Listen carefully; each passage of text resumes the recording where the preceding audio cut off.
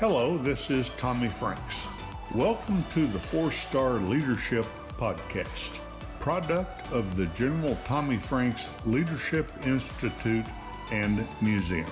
We're here to get a view into the lives of the legacy makers, the movers and the shakers of today. Offer insights from the full spectrum of the leadership community. We'll talk to former 4-star students and explore their leadership development path. We'll work to find out what they are about today and learn from the opportunities they've made for themselves in this world. It's my distinct pleasure to welcome you to this podcast. Remember, leaders are not born, they're developed.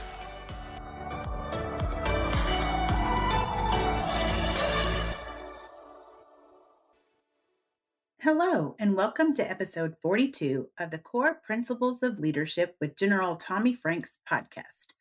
I'm your host, Dr. Jill Green, and today our guest is Ambassador Kellie Currie.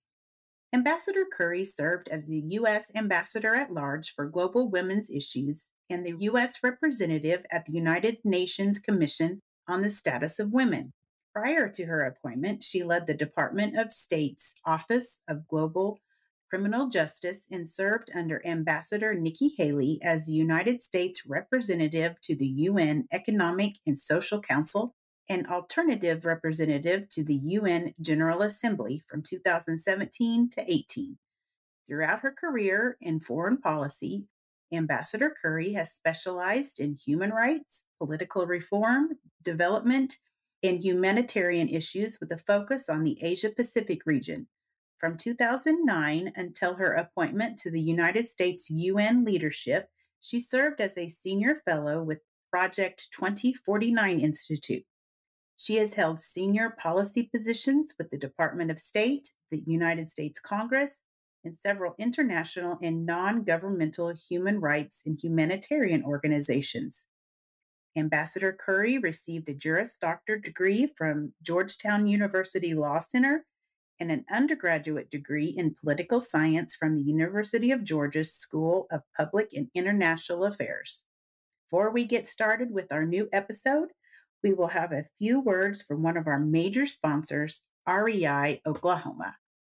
REI Oklahoma is proud to be part of the General Tommy Franks Leadership Institute and Museum in the production and distribution of these podcasts designed to inspire leaders and difference makers.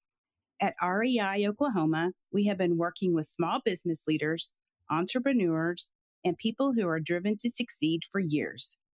Highly motivated people working to own their own businesses, live in their own homes, and make the world a better place since its beginning. REI Oklahoma has continued to identify hurdles and deliver holistic solutions to create job growth and help neighborhoods thrive in both rural and urban communities. REI Oklahoma looks forward to visiting with you about helping your business and community grow. Visiting reiok.org or call 1-800-658-2823 to start the conversation. The LeBar family is a fourth-generation Oklahoma family. That may not sound like a long time, but our grandfathers were born here, within the Comanche Nation, before the land grant. We are the proudest sponsor of the Tommy Franks 4-Star Leadership Podcast. We hope listeners will heed the words of these distinguished men and women who have served our country at the highest levels and across all walks of life. All right. I am glad to have with us today Ambassador Kellie Currie. She has given up her time today to record with us, and I really appreciate that. So, Ambassador, can you tell us just a little bit about yourself? Well, first of all, my first name is Kellie, not Ambassador, so please just call me Kellie. Thank you. But yeah, so I grew up in a small town in South Georgia, and didn't really know that there was a whole career path around working on foreign policy. I really had pretty narrow goals to go to the University of Georgia, go to law school, maybe maybe do something political for a little while. And then I didn't really know much beyond that. I think most of us, when we head off to college, I don't think many people have their whole lives planned, but that was pretty much the plan.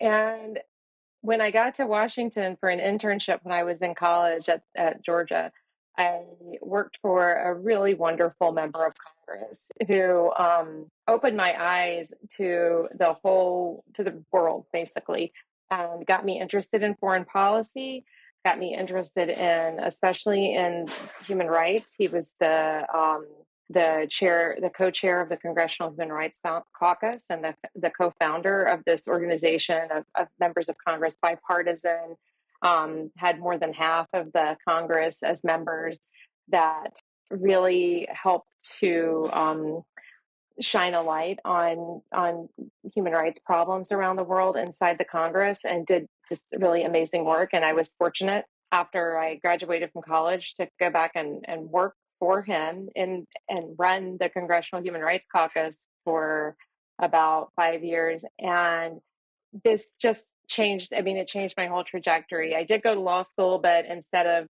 focusing on litigation or going into practice as a lawyer, I focused on international human rights law and international law, and really became much more oriented in that, well, totally oriented in that direction, really. And that made me want to really work out in the field in outside of the United States.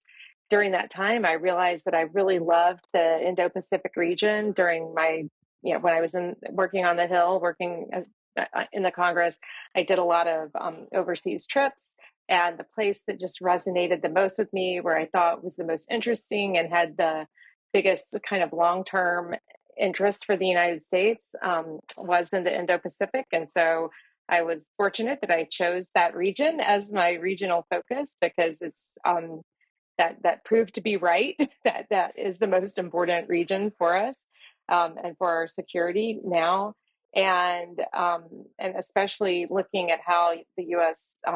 Was forming its policy in that region. But I worked for a democracy promotion organization, which gave me an opportunity to work with incredible um, civil society and human rights activists and people who were on the front lines trying to challenge authoritarian regimes in Asia, from China to Indonesia to Burma. I worked with just these incredible people who were really taking just extraordinary risks just to have the things that we take for granted in this country: the right to be able to vote for their own government, the right to be able to speak freely and associate freely, and just live a normal life, like what we would consider just the basics, the stuff that we literally take for granted: being able to go and vote for the candidate of your choosing, and not have somebody put a gun in your face or try to bribe you to, or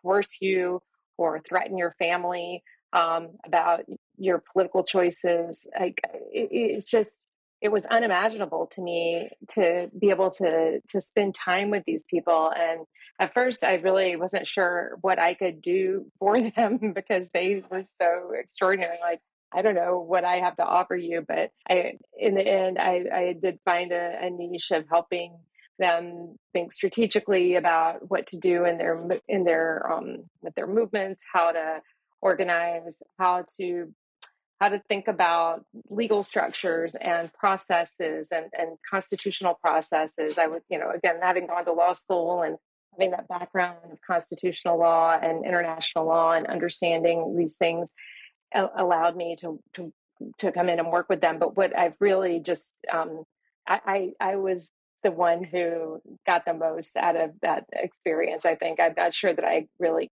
helped them much, but I certainly got a tremendous amount out of it.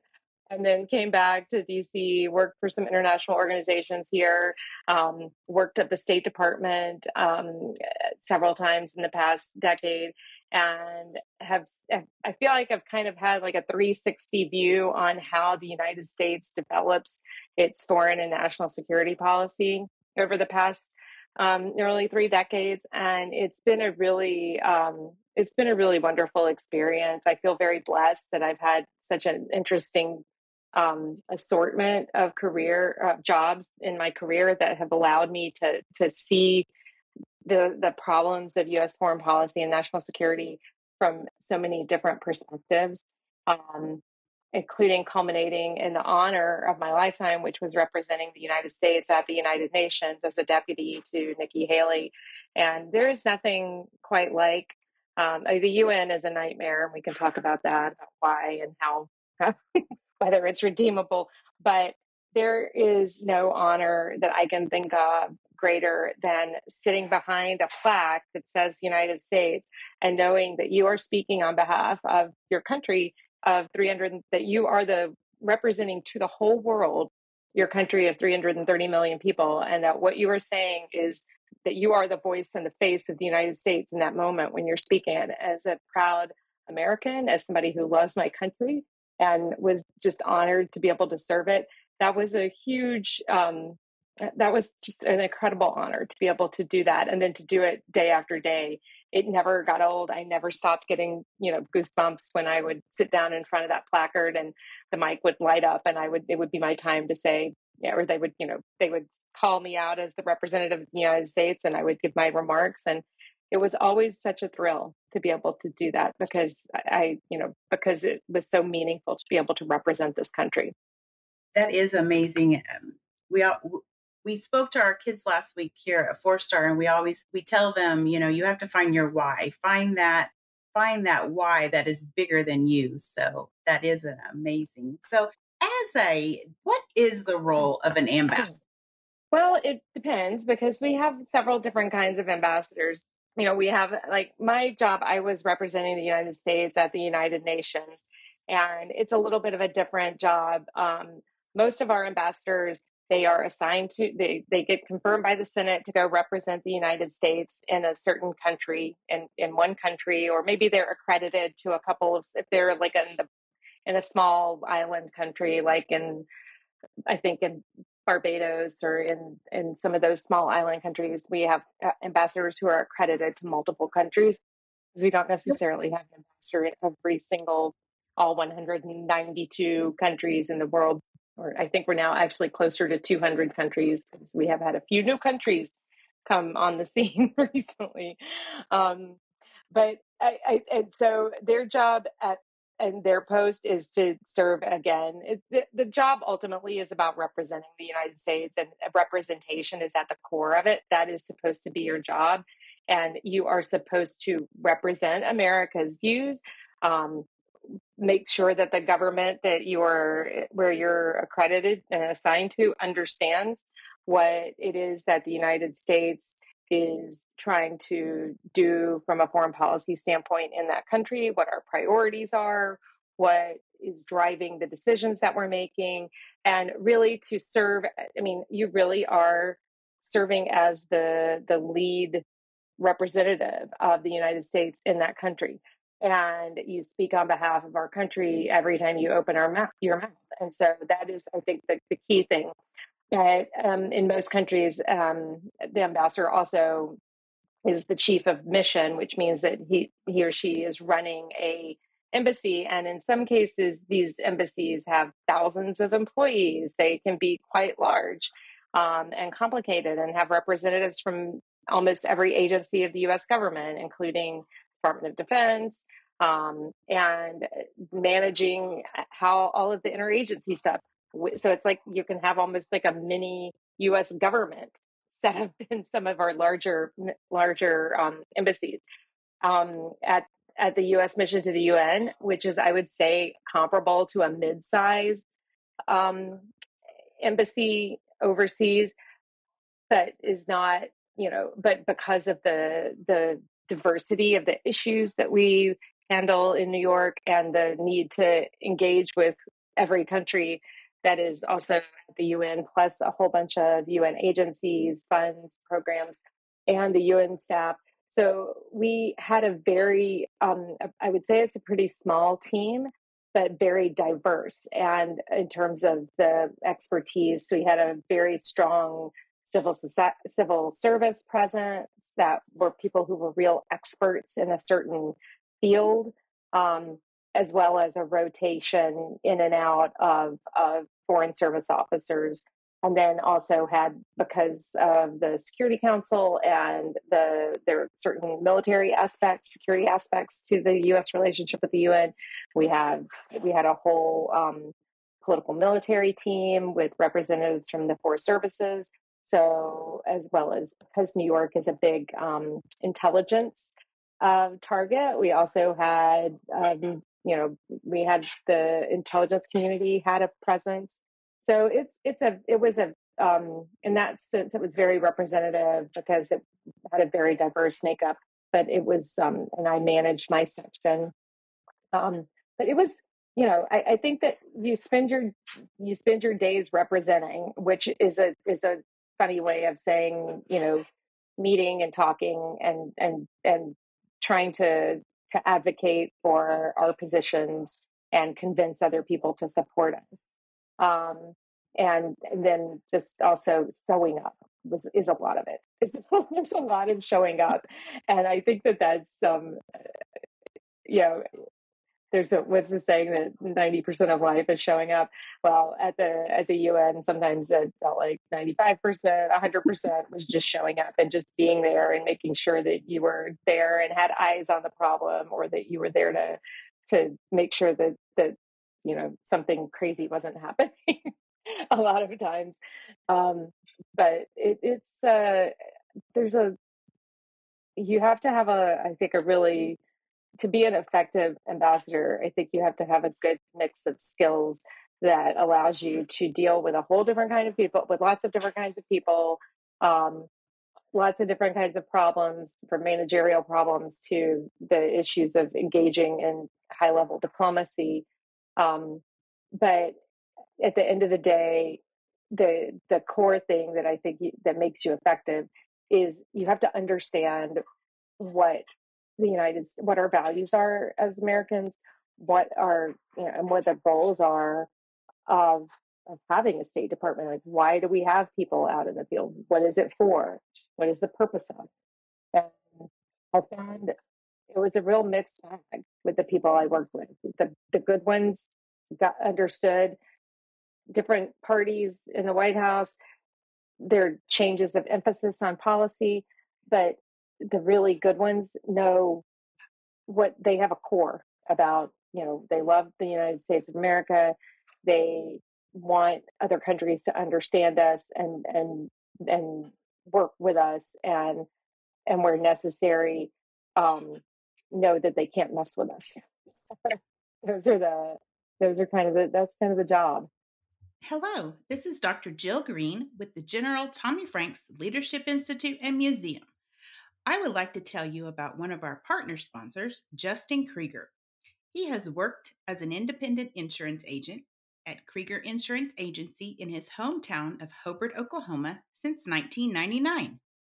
Justin is honored to help with our annual Celebration of Freedom event and has served on the board of directors for the General Tommy Franks Leadership Institute and Museum for many years. He is a fifth-generation farmer and rancher in Kiowa County, where cattle, crops, and even insurance is sold with a handshake. Give him a call at 580-726-3076 or stop by the office and speak with Justin, Denise Reeves, or Wendy Block about your insurance needs. Krieger Insurance is thankful for their loyal customers and friends who have supported them through the years and look forward to earning your business as well. Justin feels honored to live in such a great country, and he is proud to be a sponsor of the Core Principles of Leadership podcast. Please enjoy the rest of this podcast experience brought to you by your friends at Krieger Insurance Agency. So, can you share maybe a personal story or an experience that highlights the importance of diplomacy? Yeah, I mean, diplomacy is, again, I think people think about sitting around a big table and lots of formalism, but I found that most of my diplomacy was done in much more informal settings, in the day-to-day interactions that I had with our counterparts from around the world. And sometimes it was just as simple as running into somebody in the hall and then just finding a place to sit and talk through an issue that was on their mind or something that we were working on.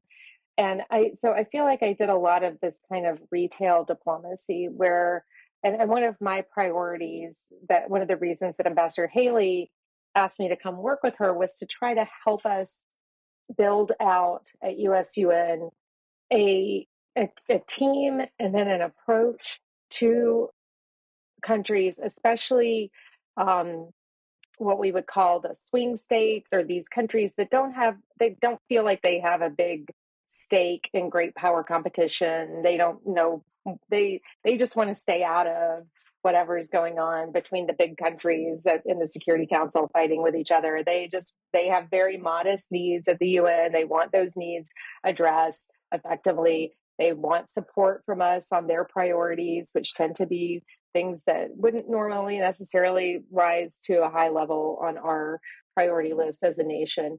So it can be really challenging dealing with them because the things that they want seem very small, but trying to get them pulled out of the US government is often very difficult. And so one of my examples of this was every time I would see our my counterparts or the permanent representatives from these small island developing states in the Pacific, um, countries like Kiribati and Vanuatu and Palau, these tiny little island states, the Federated States of Micronesia, and these tiny countries and that are in the middle of the Pacific, and they're they would always ask me, Ambassador Kellie, they always call me Ambassador Kellie. Ambassador Kellie, do you think you can help us to get a Peace Corps volunteer in our country? And I was like, that seemed like such a small thing. I'm like, well, let me see what I can do. Why not? Seems pretty like reasonable. Um, and so I went back and asked the Peace Corps. I'm like, I'm hearing a lot from these countries in the Pacific. They really, really want the Peace Corps to come back. I'm like, or to come and put more volunteers there. And the Peace Corps would be like, yeah, no, we stopped sending volunteers there. I'm like, what do you mean? They have huge needs. They really want to host one. Why is it so hard? And it became like almost like a 5-year struggle. It continued after I left the administration, to make this happen. And I had support from the White House. The head of the Peace Corps wanted it to happen. Congress wanted it to happen. But it was these ambassadors, and we could not understand why it would be so difficult. And then finally, we were about to send people to the Pacific, and the director of the Peace Corps called me. She's like, just wanted you to know, we're getting ready to send these people out. You've been asking for 3 years. We're really excited, sending our first volunteers back. And then COVID hit, and we had to stop. And so it took another year and a half before they finally got out. So they didn't get out till 2021. But that was an example of something where it seemed like a small ask. And I think by the time, and I just ran into one of the ambassadors that had been asking me back when I was at the UN. I saw her in March, and I said, you finally got your Peace Corps volunteer. She's like, oh, thank you so much. I know how hard you worked on that.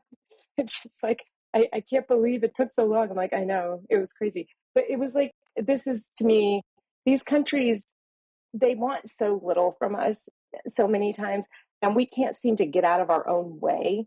And so a lot of it was just, managing expectations and thinking, oh, this is going to be a piece of cake. I'll be able to make this happen. And then having to go back to them and say, you know what, this is going to be a bit of a slog, and we're going to have to really work this, but I'm committed to doing it. And I think that at the end of the day, that was it. Like having them know that if I said I was going to do something, I would do everything I could to make it happen, was what made me successful in that job. You've had a very diverse background. You said, you have a law base, but it doesn't sound like you've really done much practicing of the law, and you've really, focused. So how did you finally really find that focus? And was there a motivating factor, like an aha moment that like, this is what I'm supposed to be doing? Well, I think it was when I was in law school and I was still working in the Congress. And I really I'd always wanted to be a lawyer. I thought, the law and being part of the legislative process was so interesting and exciting to me. And I really loved that. But then and I still believe that the way that our system is set up, that the framing of our system through the Constitution and the ideals, it was so I always, I was like so thinking of our country as a constitutional republic and what a great system it is, what an innovative and amazing system we have. But it was really when I realized that the system itself doesn't get you very far without the ideals that are in the Declaration of Independence. And it is those ideals that are, the Declaration of Independence is not law, right? It's not actually, it is one of our founding documents, obviously, but it's not a legal document. It's a mission statement, right? It's a statement of values and principles. And when I kind of put all that together and realized that it, I was working on human rights and we were dealing with things kind of like there's a political prisoner here or this government's doing this bad thing here. And I realized that these were problems of a lack of democratic governance, that these were systems problems, not just one on, making that connection as a young staffer, that these were systemic problems, that the issue was, bad rulers happen in all kinds of political systems, but only democracies have that capability to self-correct and vote out the bad ruler and make changes and have that ability to protect the rights of, and our system does an amazing job, I think, of protecting the rights of vulnerable minorities. I think it's hard. I mean, I think people don't always agree with that, and that there are challenges certainly, and we're not perfect. But I think that our structural setup, and then together with the Declaration, it really kind of gave me this sense of mission, that sense that we should not be the only society that should get to benefit from this incredible, that you shouldn't just be able to benefit from democracy and democratic self-governance because you live in a rich Western, you know, society. That these are things that all people want. No one wants to live their life as a slave. And so it was really just a culmination of working with all these amazing people who came to their own conclusions about this, and in their own societies, in their own countries, and found that this is what that they knew democracy was not a silver bullet or a panacea to all their problems, but they knew that it would be better for their society and the kinds of problems that they were trying to solve to have a democratic system of government in place. And so that just kind of clicked it all together. It just kind of brought all together all of the different things I had been working on, and made me really want to go and do what I could to help other people enjoy the the benefits of liberty and the benefits of freedom, because I knew what it meant to our country, and I could see how much they wanted it for theirs.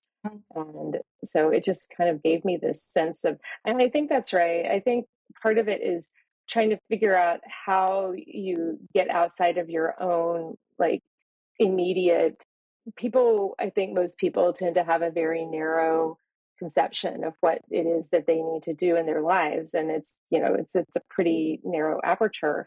And for me, being able to find that thing that got me out of myself, and made me care about something beyond my own day-to-day quotidian kind of whatever, um, it changed my life. I mean, that was really the transformational thing, was that realization that I did want to help others achieve their highest aspirations for their countries in whatever small way I could, whatever, and that I cared about these other countries.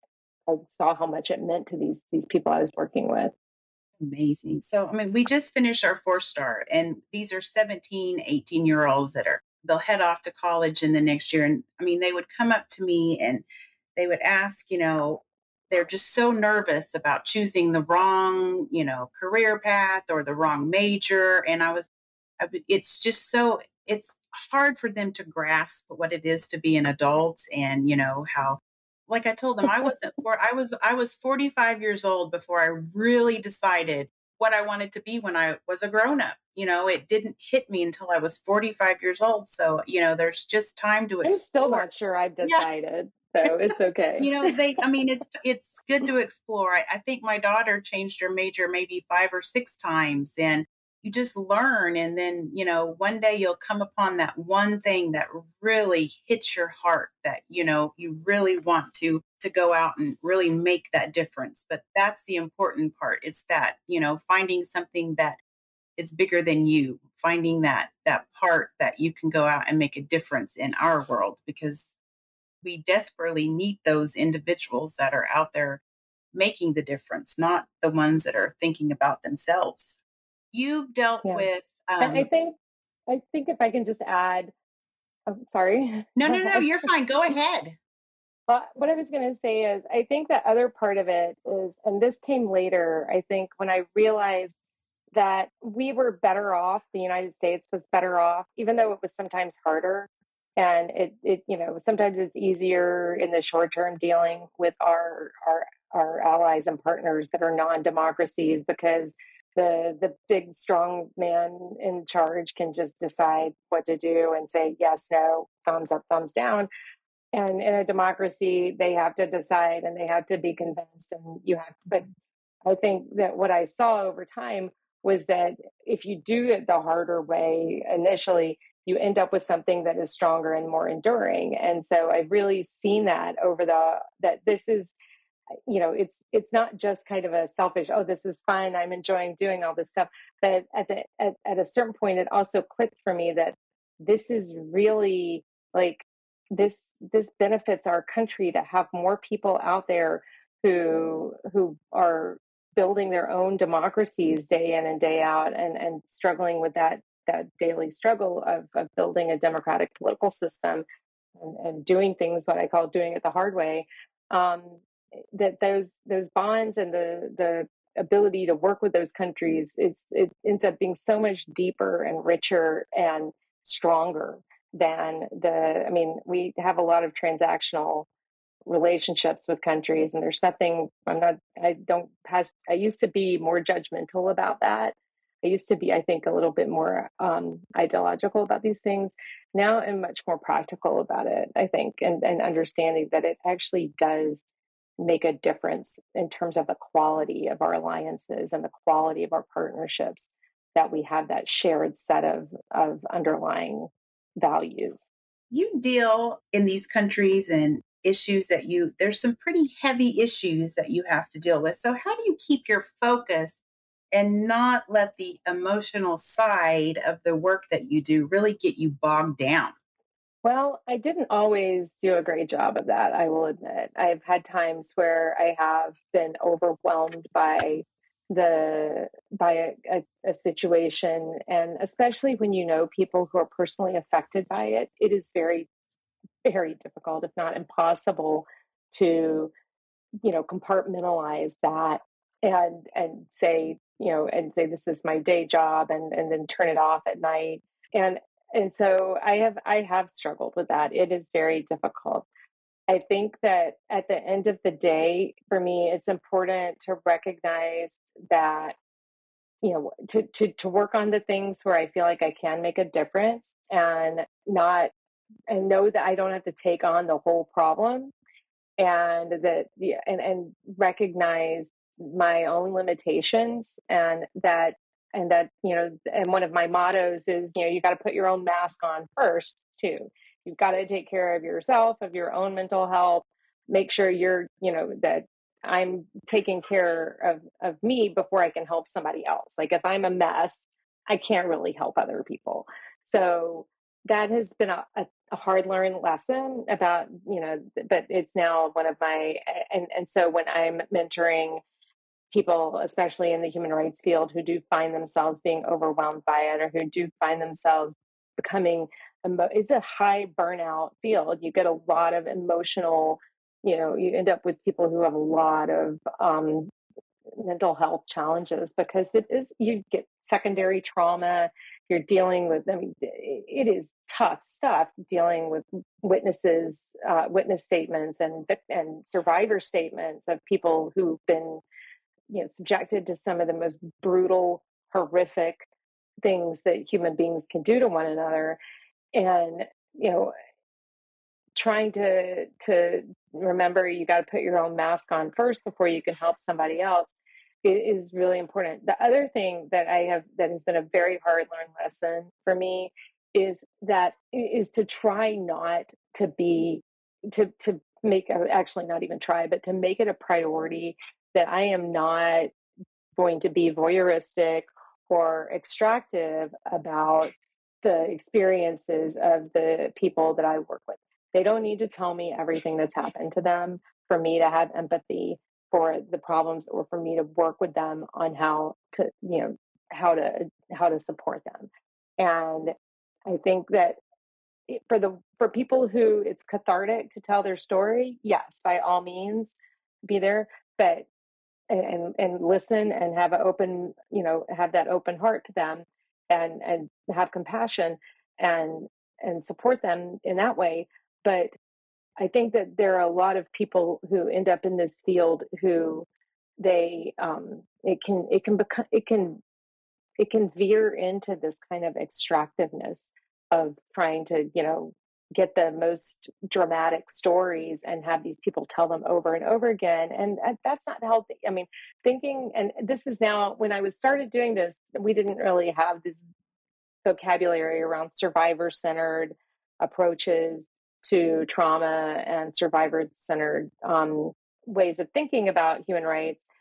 This is now the standard that you're supposed to, these do no harm standards and these survivor centered standards are now the best practices. And I think that's helpful. I mean, it's extraordinarily important for the survivors of these atrocities, but it's also really important for the people who are working in the name of supporting them and helping them and advocating for them or trying to help them get justice, is to really put those survivor-centered principles at the core, and make sure that always ask, before you ask a survivor to talk about their experience, stop and say, okay, what is this for? Why does the survivor really need to tell this story again? Is this, what, are they in a place where they can do it? Have they, or are they, is whatever value is going to come out on the other end of this worth whatever trauma it may cost this person? And really be very sensitive to those things. And so I think that there's a degree of self-protection that I do carry around with me now, that I also try to impart to the people that I work with, that they also need to protect themselves, and they need to protect their own, they need to put their mask on too. And Mhm. I'm not, not go around trying to solve other people's problems before they deal with their own stuff. As leaders and as humans, we all experience failure. I mean, I can fail at things multiple times a day. So, but we all handle it differently. So, how do you handle failure? And can you tell us about a specific time that you failed and then how you've had to grow from that? Yeah, I mean, I feel like I learn more from my mistakes and my failures than I do from successes and things that go right. I think that when things go right, especially in my line of work, there's a fair degree of luck, and it's rarely got anything to do with anything that I did. So I try to maintain a sense of proportion. But I think on the back end, that's true also. And that was a hard lesson for me to learn in my life, is that I'm not responsible for, you know, for every bad catastrophic thing that happens. And I used to take things really personally. And now I really have worked on not taking things so personally. That's been a big thing for me, is to try not to take things personally that are not personal. Yeah. um, and so a good example of this is something that happened when we were up at USUN in New York, and Ambassador Haley had assigned me a project to work on trying to get a reform package for the Human Rights Council that would allow the United States to remain a member of the Human Rights Council. And my team and I worked really, really hard on that. We, did hundreds of meetings. We were extremely open, did this very collaborative process, listened to everybody, took all of this feedback, came back with what we thought was a very reasonable, modest proposal. We're told by people, this is a very reasonable, modest proposal. We think we can support this. And then we got kind of blindsided by some human rights organizations that came out against it in a way that really I took it very I did take that personally, because I felt like they were being I felt like they had not really understood how serious we were and what we were trying to do, and that they really misrepresented what we were trying to do. And so I felt like I had failed at that, and then had to and got really angry and upset. And um, I for a while I wasn't speaking to someone that was a longtime friend who I had worked with for years and been in the trenches of the human rights world with, because I was so angry about them. I felt like they had sabotaged us. And then finally I realized that, this didn't have anything to do with me personally. It wasn't that I didn't make my best effort. My boss didn't blame me. She knew we had done the best that we could, and that we'd made that we had done everything humanly possible to succeed in this. And so I ultimately was able to accept that I had done a good job, and that I still failed, but that my I needed to redefine how I thought about this. That wasn't the failure was the other people and what they did. Again, this whole thing of not taking this personally. I had succeeded by doing everything that I felt like we could, and making the strongest argument, and putting 100% of effort into doing the job as well as I possibly could, and not leaving any stone unturned. Like, I did my part there, but at the end of the day, I couldn't control all the variables, and I just had to accept that sometimes you do your best and everything, you do an amazing job, and things still don't work out great. Mhm. And it's not it's not you. I think as long as you feel like you approached the issue with integrity, and you didn't, I didn't have any. At first, I was like, "What could I have done?" I was like, doing the after action, and what should we have done? What did we do wrong? And at the end of it was like, you know what? This is just this group decided they wanted to block this, and they were able to do it, and there was nothing that we could have done to change their mind or make them behave differently, because their incentives were pointed in a very different direction. And our victory had to be in making the effort, and in knowing at the end of the day that we did what we thought was the right thing, and that we felt good about the effort we had made. I So, think you just have to learn to give yourself a break a lot of times too. our core principles here that we teach here at the General Franks Leadership Institute, they're character, communication, common vision, and caring. And so, when we interview our 4-star students in our interviewing process, we always ask to them which one of those is most important. And for years, the most overwhelming is always character. And to, you have to have character to build on any other thing. But this year, the overwhelming answer was caring. And so, and I don't know if it's just Mm. kind of how we see in our world, but why do you think maybe that there's been that shift? Well, I think, we're in a very strange time in our country and in our world. I think people, especially coming out of the pandemic, feel very isolated. I think we are seeing all these deaths of despair, as they call them, in the United States, and in other Western developed, in other developed countries, where people are very unhappy and isolated in their lives and polarized, politically, and I think that we're still struggling with the aftermath of the imposed isolation, and then between that and then the appeal of online spaces that don't ask very much of you other than your eyeballs and your brain space, that Mhm. don't require you to do a whole lot of work other than keep scrolling. um, Going out and having human connection and making a new friend, or deciding to go to the trouble to unplug from your devices and go out to dinner, or go, or inviting people over to your home for a party.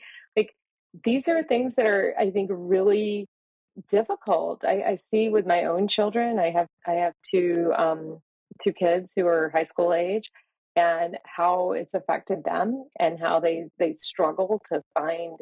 I think there's a struggle to find meaning. I think there's a struggle to make connections with people, and to have that. And so I can definitely see how the ethos of caring is part of that. I think, though, for me, care is downstream of character. I mean, and I think that that's something that, you know, if you have character, then if you are a person of character, then you are going to care about the people around you. You're going to care about, what your impact is on them, and the impact of your actions. And it's going to make you that empathetic, person that then allows you to operate in society in a way that attracts people to you as a leader, makes people want to hear what you have to say, and makes people willing to follow you to do hard things. And I think that that's really, I do worry about I worry about the younger generations, um, that they sometimes veer too far into this, with that they want everything to be safe, Mhm. and that's not the real world that we live in. And you have to, and so I think trying to that the opposite side of care, or the kind of counterpart to caring, is also caring enough to help them build resilience. Because that is, I mean, that for me as a parent is something that's really, top of my list with my kids, is helping them become more resilient. And because that, to me, is really what you need. And that's true, I think. I mean, to me, resilience is such an important part of character. And it's also because caring for others opens you up to being hurt by other people. If you Mhm. don't care about other people, then they can't hurt you. Right. It's a But, and so you have to be brave. You have to be brave to care about other people. And so it's finding that right balance, right? Put your mask on first before you can help somebody else, but then don't just put your mask on and sit there. Actually do that. Like, take the next step. And so, I think that that's it makes sense to me that that's come up in terms of the values that this generation, that it's important for them. I think they need to I I think they do need a little bit more reassurance sometimes. I hope that this is a passing thing, that they will develop that grit and resilience that will allow them to go out and face challenges. Um, I think that's really going to be important, because we have a lot of challenges ahead of us as a society and as a country. Yeah. So this has been great today. So I always end my podcast by asking the same question of all my guests. So if you could give your 18-year-old self a piece of advice, what would it be? Care less about what other people think of you. That's it. Just, That I mean, and you know, at the end of the stop worrying day, so much about what other those people think. those that are being are saying the things about you are the ones that you shouldn't really even listen to. So that is great advice. Right. So Kellie, I appreciate your time today and what you've done for our country and your expertise that you've shared with us. It's been really great. So I appreciate it so much. So thank you. Well, thank you very much. Thank you again to REI Oklahoma for making this podcast possible. For nearly 40 years, the board, staff, patrons, and supporters of the nonprofit economic development REI Oklahoma have been committed to expanding Oklahoma's economic prosperity, earning the reputation of being one of the most comprehensive economic development organizations in the country. Business lines, training workshops, business consulting, and networking opportunities, as well as technical assistance and even commercial business space are made available to Oklahoma entrepreneurs and small businesses. For low and moderate income individuals and families, down payment and or closing cost assistance is offered. Learn more at reiok.org.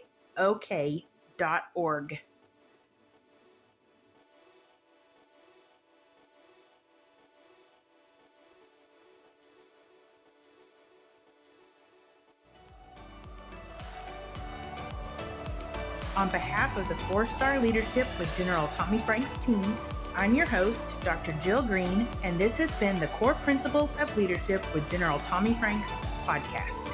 Now it's your turn, podcast listeners. Follow us on Facebook, Instagram, and Twitter, and let us know what you think of this episode and all our other episodes.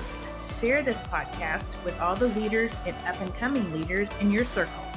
Be sure to give us a 5-star rating on your favorite podcast listening platform, and don't forget to mark your calendars the last Friday of each month for another inspiring episode.